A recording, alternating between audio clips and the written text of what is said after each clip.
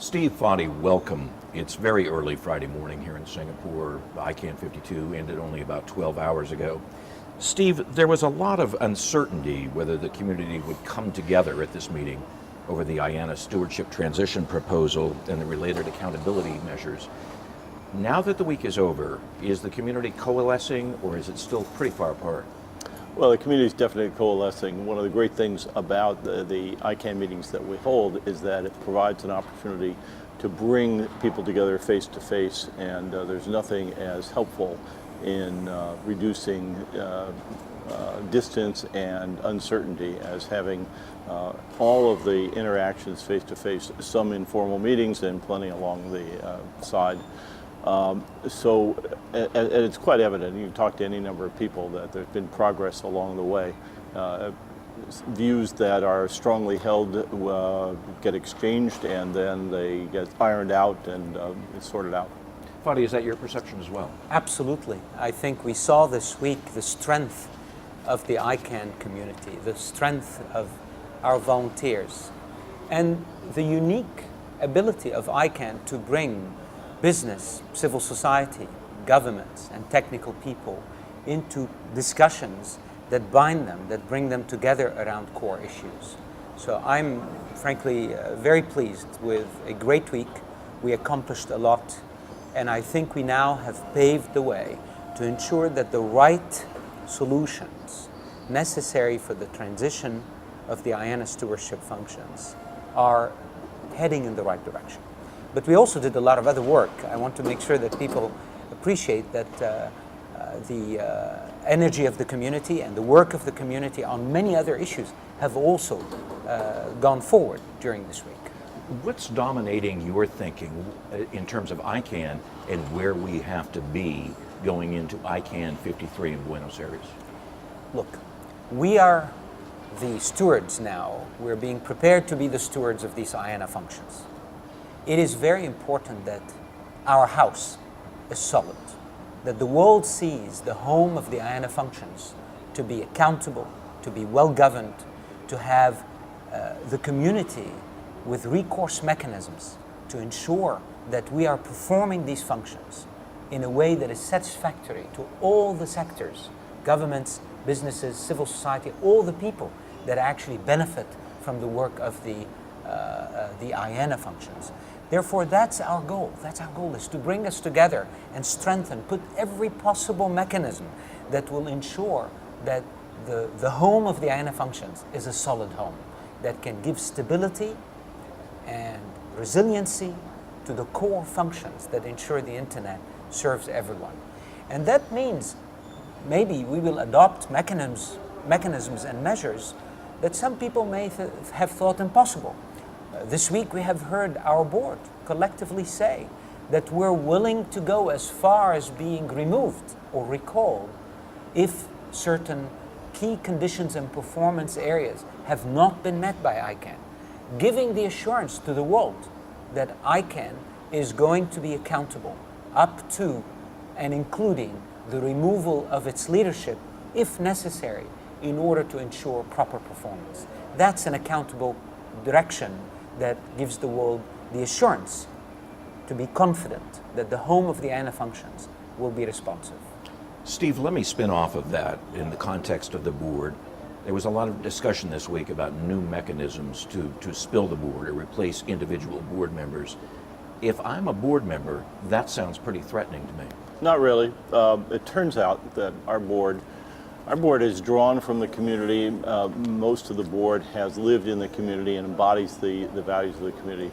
This is not a seat of power that we hold on to. This is a public service that we perform.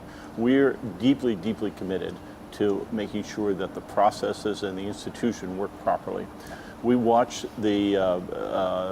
all aspects. The IANA function itself has been rock solid. We are, much of our attention is in the areas that the community is watching. Are we accountable? Do all of the business processes and all of the bureaucratic processes we have, do they work smoothly? We are, for example, paying very close attention to whether or not we are following through on the implementation of the recommendations for the last Accountability and Transparency Review Team's recommendations, ATRT2. We are paying a lot of attention to what the community is talking about in this, these two processes, the proposals coming from the different parts of the community for the stewardship of the IANA function and on accountability of ICANN itself. And we are in a mode where I would say we are anticipating implementing some of the kinds of things that we're hearing, some of which match what we've been talking about. We don't want to get ahead of the community, but we are definitely ready to add new mechanisms or to adjust the mechanisms that we have. All of us serve for a limited period of time.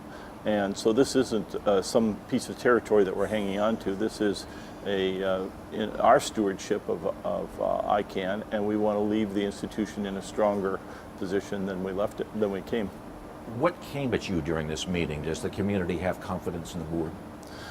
I think the community has confidence in the board. One of the messages we've heard is that the work of the board is not as visible as they would like, which frankly is a consequence of us actually trying to stay out of the way and not take the lead on things. And one of the sort of mild surprises is, well, then we have no idea what you're doing. I said, well, in a way, that's exactly what we expected, but we are, we had some serious discussion internally about how we can make some adjustments, share more about what goes on behind the scenes, which is not as deep or complicated as people might think. The real decisions, the real policies and all that are made by the community, and that's something that we've tried over a period of time to not have the board take the lead on. But people still want to know what's going on, and we'll find ways to bring all that out in the open without stumbling over ourselves with too much introspection. Fadi, during this Sunday evening informational session on transition and accountability, Professor Jan Schulte, one of the independent advisors in the accountability process, raised questions about the accountability of the accountability holders. Did he inject a new line of thinking into the equation? Absolutely. And again, let's be clear, I think Professor Schulte was just noting that these are the kinds of mechanisms and measures that give the world confidence in the ICANN institution in the home of the IANA functions. He is right. We must have review mechanisms that are independent.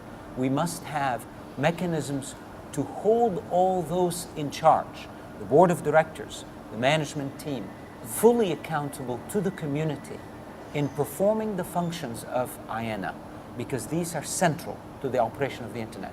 We support Professor Schulte's views, we support his participation, and we hope other experts in governance and accountability contribute so that ICANN, by the time the US ends its stewardship, ICANN's readiness and the confidence of the world in our readiness is so solid and irreproachable that it will be a natural transition.